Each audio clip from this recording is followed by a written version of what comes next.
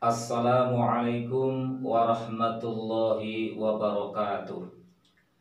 Bismillah, alhamdulillah, assalatu wassalamu ala rasulillah, la hawla wa la quwwata illa billah, amma ba'du. Selamat sore anak-anak, apa kabar semuanya? Sehat? Alhamdulillahirabbil alamin. Masih semangat semua? Masih. Ya, walaupun hari ini kita masih menjalankan ibadah puasa, tetapi harus tetap semangat.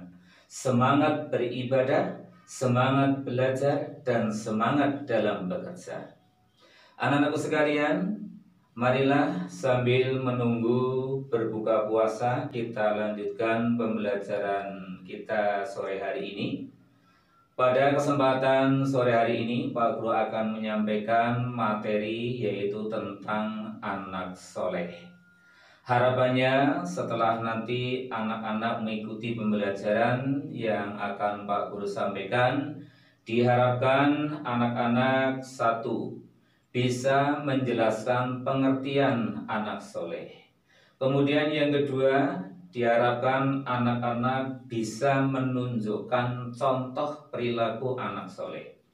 Dan yang ketiga, diharapkan anak-anak dapat menyebutkan hikmah anak soleh. Sebelum kita mulai, marilah kita awali pembelajaran kita sore hari ini dengan bersama-sama membaca lafal basmalah. Bismillahirrahmanirrahim. Terima kasih, mudah-mudahan setiap kali anak-anak dan Pak Guru tentunya mengawali setiap kegiatan, aktivitas termasuk belajar kita sore hari ini dengan membaca basmalah, mudah-mudahan senantiasa mendapatkan ridho dari Allah dan mudah-mudahan membawa ilmu yang manfaat, ilmu yang barokah. Allahumma amin ya rabbal alamin. Anak-anakku sekalian, anak-anak masih ingat tepuk anak soleh? Yang di rumah bagaimana? Masih ingat tepuk anak soleh? Baik, yuk kita coba bersama-sama dengan Pak Guru. Tepuk anak soleh. Aku anak soleh, rajin sholat, rajin ngaji, orang tua dihormati, cinta Islam sampai mati, la ilaha illallah Muhammadur Rasulullah, Allahu Akbar. Terima kasih. Mungkin tepuk anak soleh tadi ini ada hubungannya dengan materi yang akan Pak Guru sampaikan pada kesempatan sore hari ini. Anak-anakku sekalian, anak soleh itu tentunya menjadi idaman, menjadi dambaan orang tua. Maka ketika ada ibu yang sedang melahirkan anak, melahirkan bayi, itu banyak tetangga, kerabat, saudara itu di samping memberikan ucapan selamat, tentunya teriring ucapan doa. Harapannya tentunya orang tua, tetangga, kerabat mendoakan agar anaknya menjadi anak yang soleh, soleha, anak yang kelak akan berguna bagi agama, nusa, dan bangsa, anak yang kelak akan berbakti kepada kedua orang tua. Itu. Tetapi tentunya kita harus tahu apa sih dan siapa anak soleh itu. Ada yang tahu mungkin? Itu. Ini yang akan kita pelajari. Apa dan siapa anak soleh itu? Mungkin kalau secara umum anak soleh itu ya anak yang gemar melakukan amal soleh atau anak yang senang melakukan amal kebaikan. Tetapi di sini nanti anak akan belajar dengan Pak Guru akan mempelajari lebih jauh apa dan siapa anak soleh itu. Kita mulai dengan pengertian soleh terlebih dahulu. Kata-kata soleh itu berasal dari bahasa Arab. yang artinya adalah terhindar dari kerusakan atau terhindar dari keburukan. Ini kata-kata soleh. Nah, berarti anak soleh itu anak yang bagaimana? Anak soleh ya berarti anak yang terhindar dari perilaku yang membawa kerusakan atau terhindar dari hal-hal yang buruk yang menyangkut tentunya perilaku atau kepribadian seseorang. Nah, perilaku atau kepribadian anak-anak yang menyangkut ada ucapan, perbuatan, sikap, bahkan termasuk pikiran dan perasaan. Artinya begini, kalau anak-anak mengucapkan sesuatu, harapannya ucapan yang keluar dari mulut kita ini tidak akan menimbulkan kerusakan. Artinya tidak terus menimbulkan rasa saling curiga, bahkan sampai adu domba, pertengkaran, dan lain sebagainya. Perbuatan ya seperti itu, apa yang kita lakukan, kita perbuat, harapannya kalau kepingin menjadi anak soleh, yang kita lakukan tidak membawa keburukan di sekeliling atau di sekitar kita. Tidak senang merusak tanaman, ya, tidak senang mencoret-coret tembok, misalnya seperti itu. Ini yang pertama tentang anak soleh, yaitu anak yang terhindar dari perbuatan yang membawa kerusakan atau hal-hal yang buruk yang menyangkut kepribadian atau perilaku seseorang, yaitu ada ucapan, sikap, perbuatan, bahkan termasuk pikiran dan perasaan. Kemudian kata soleh itu bisa juga berarti bermanfaat. Nah, kata soleh itu juga bisa berarti bermanfaat. Maksudnya anak soleh adalah di samping anak itu terhindar dari perbuatan yang membawa kerusakan atau menimbulkan hal-hal yang buruk, anak tersebut membawa manfaat untuk dirinya sendiri dan untuk lingkungan sekitarnya. Jadi keberadaan kita ini, keberadaan anak-anak itu di tengah-tengah masyarakat itu tidak menjadi, kalau bahasa yang kasar itu, menjadi sampah masyarakat. Maaf, tapi keberadaan kita ini akan membawa manfaat khususnya kepada diri kita sendiri dan orang-orang yang ada di sekitar kita. Yaitu pengertian apa dan siapa anak soleh itu. Anak-anakku sekalian, soleh itu ada dua. Ya, soleh itu ada dua. Ada soleh duniawi, ada soleh ukhrawi. Apa bedanya Pak Guru? Nah, baik, akan Pak Guru sampaikan. Kalau soleh duniawi itu tuntutannya atau dimensinya itu lebih ke etis atau etika gitu. Terus pertimbangannya setiap melakukan sesuatu itu pertimbangannya adalah akal sehat. Dan soleh duniawi itu bersifat universal atau umum, artinya setiap orang itu bisa melakukan gitu. Nah, ini ibarat suatu bangunan, anak-anak. Ini bangunan yang tanpa pondasi agama atau bangunan yang tanpa pondasi spiritual. Beda dengan soleh ukhrawi. Nah, kalau soleh duniawi tadi dimensinya atau tuntutannya itu adalah etika. Kalau soleh ukhrawi itu bukan tuntutan etika, tapi yang dilakukan itu atas dasar kesadaran seseorang, ya, kesadaran anak-anak semua untuk berbuat kebaikan. Ini yang membedakan. Kalau tadi lebih ke melakukan sesuatu itu hanya dimensinya itu etika, ora patutlah dan sebagainya, tetapi kalau soleh ukhrawi itu atas dasar kesadaran seseorang untuk melakukan perbuatan baik. Jadi tuntutannya etika kalau soleh duniawi, tapi kalau ukhrawi bukan semata-mata tuntutan etika, tapi atas dasar kesadaran seseorang untuk berbuat baik. Nah itu.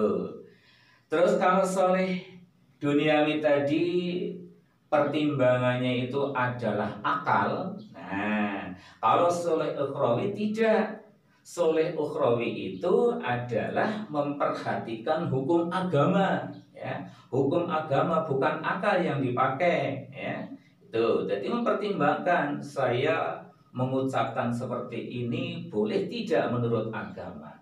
Dilarang tidak, haram atau halal, hak atau batal dan sebagainya. Membedakannya adalah itu, ya. Jadi kalau soleh duniawi tadi pertimbangannya akal, tapi kalau soleh ukhrawi adalah memperhatikan hukum agama.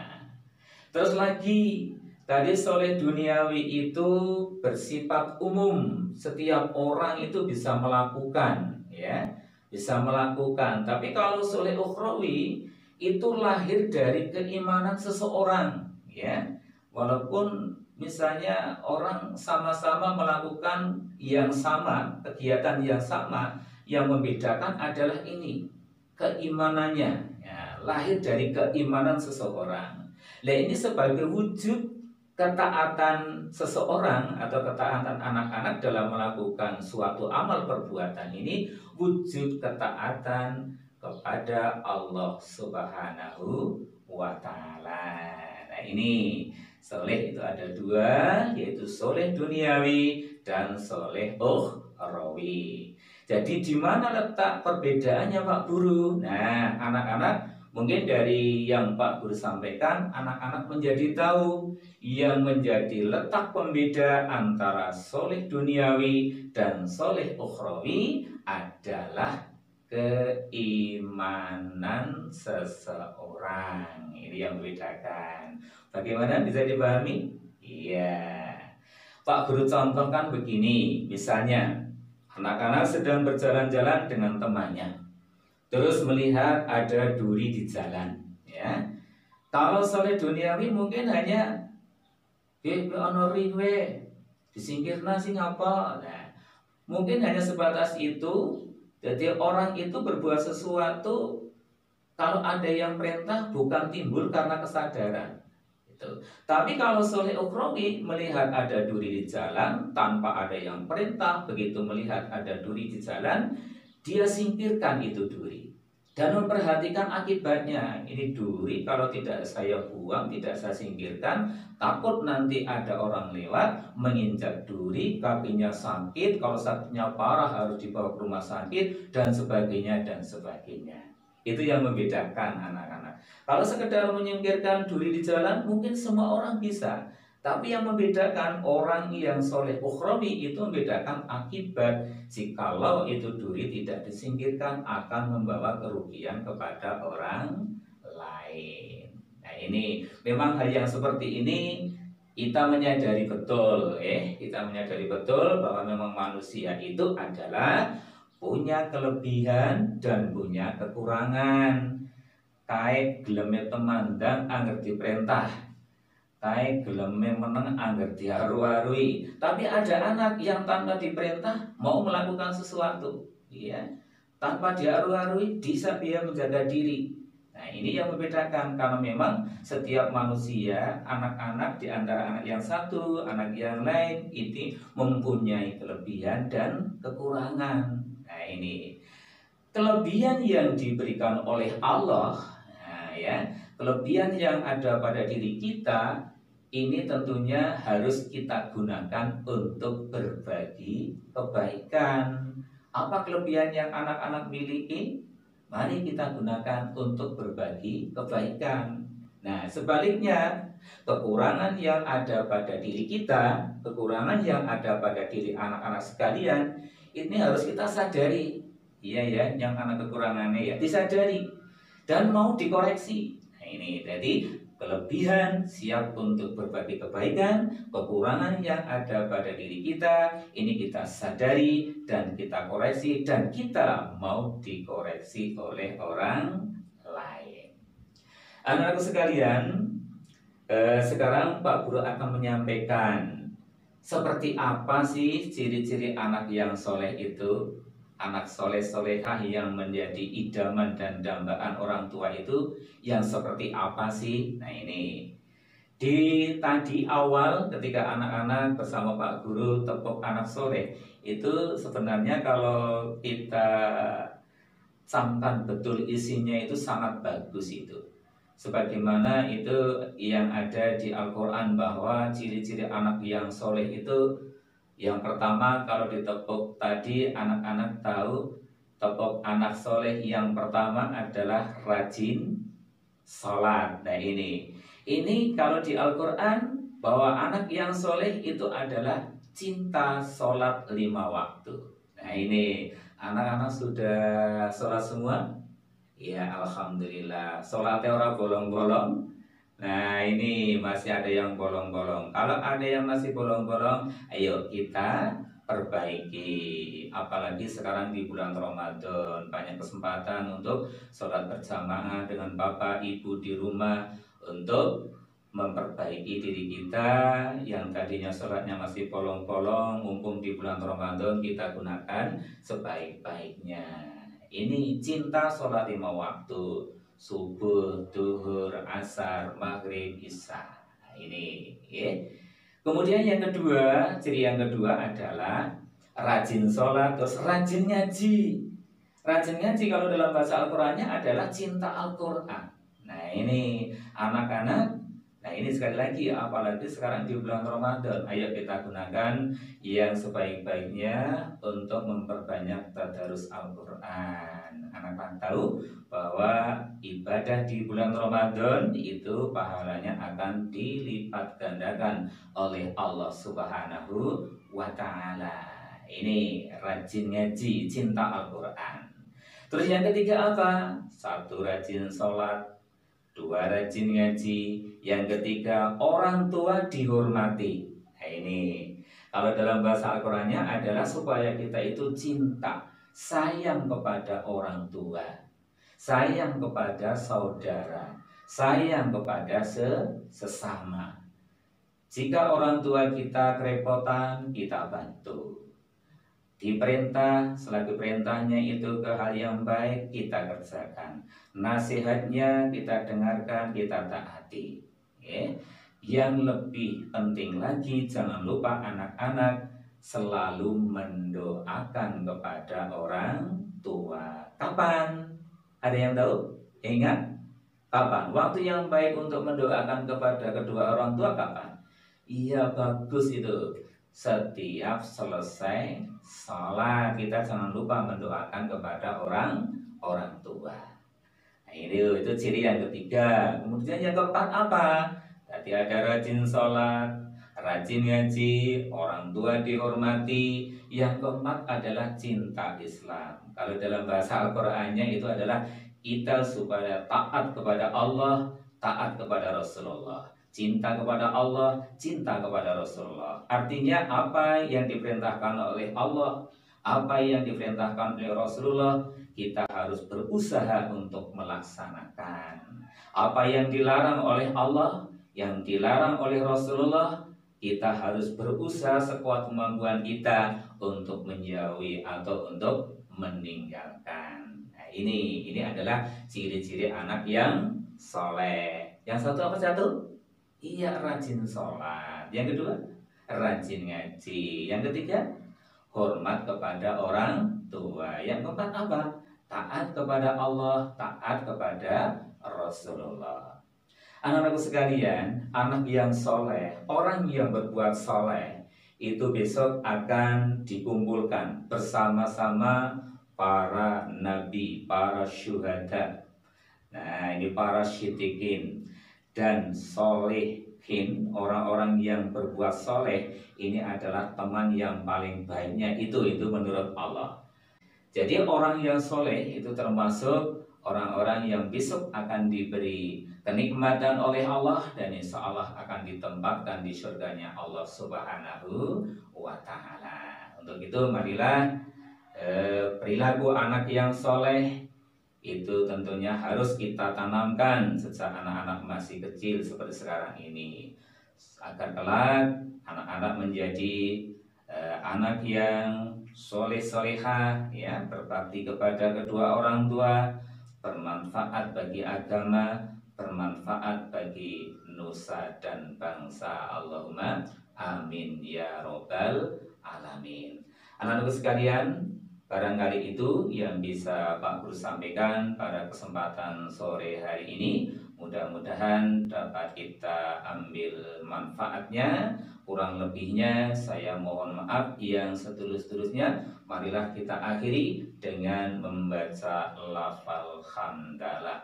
Alhamdulillahirabbil alamin. Wassalamualaikum warahmatullahi wabarakatuh.